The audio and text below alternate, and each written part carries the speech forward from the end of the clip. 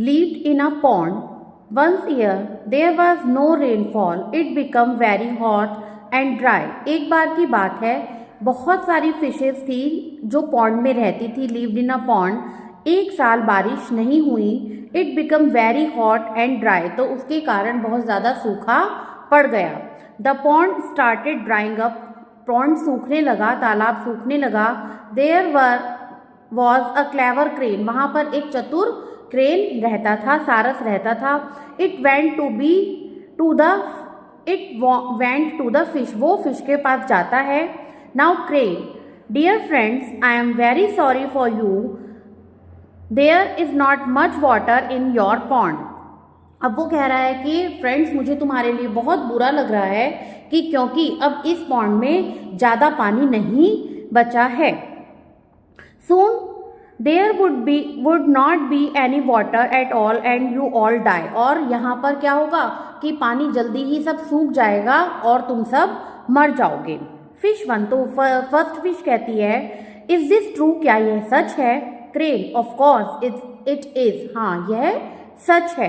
Fish two, what will happen to us all, तो अब हम सबको क्या करना चाहिए? तो क्रेन कहता है, आई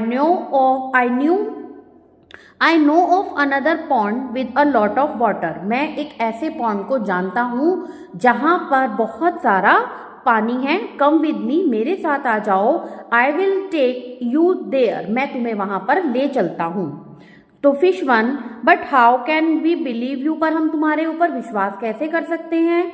crane, let me take one of you to the other pond, कि तुम में मतलब फर्स्ट क्या करना होगा कि तुम में से मैं एक को पहले उस तालाब में ले चलता हूँ और वो तालाब तुम्हें दिखाकर ले आता हूँ।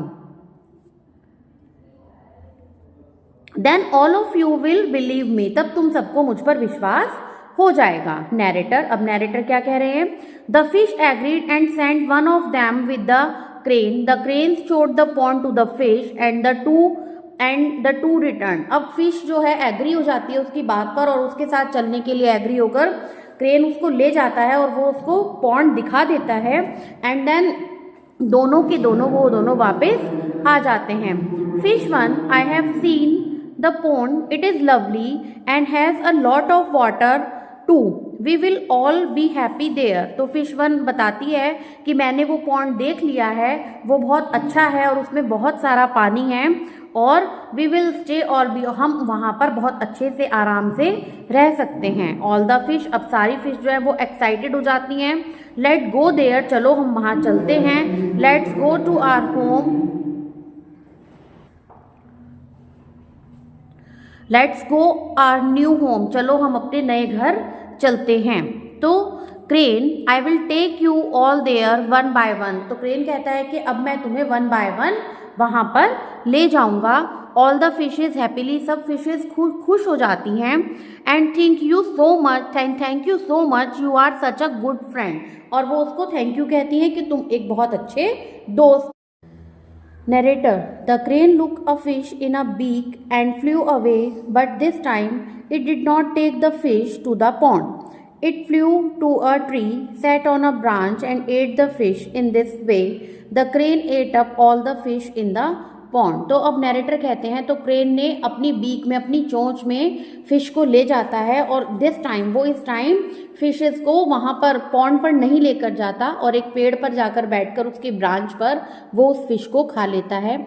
इसी तरीके से उसने बाकी सारी फिशेस को भी खा लिया है। And the crane ate up all of fish in the pond, तालाब की सभी मछलियाँ क्रेन ने खा ली हैं। क्रेन प्राउडली, अब क्रेन को अपने आप बहुत गर्व फील हो रहा है। हाउ क्लेवर आई एम, मैं कितना चतुर हूँ। द फुलिश फिश, और फिश कितनी मूर्ख है। They never got to know my plan, उनको मेरे प्लान के बारे में कुछ भी नहीं पता था। Narrator, there were now no fish left in the pond, अब पॉन्ड में एक भी मछली नहीं बची थी। But there was a crab, लेकिन वहाँ पर एक क्रैब था।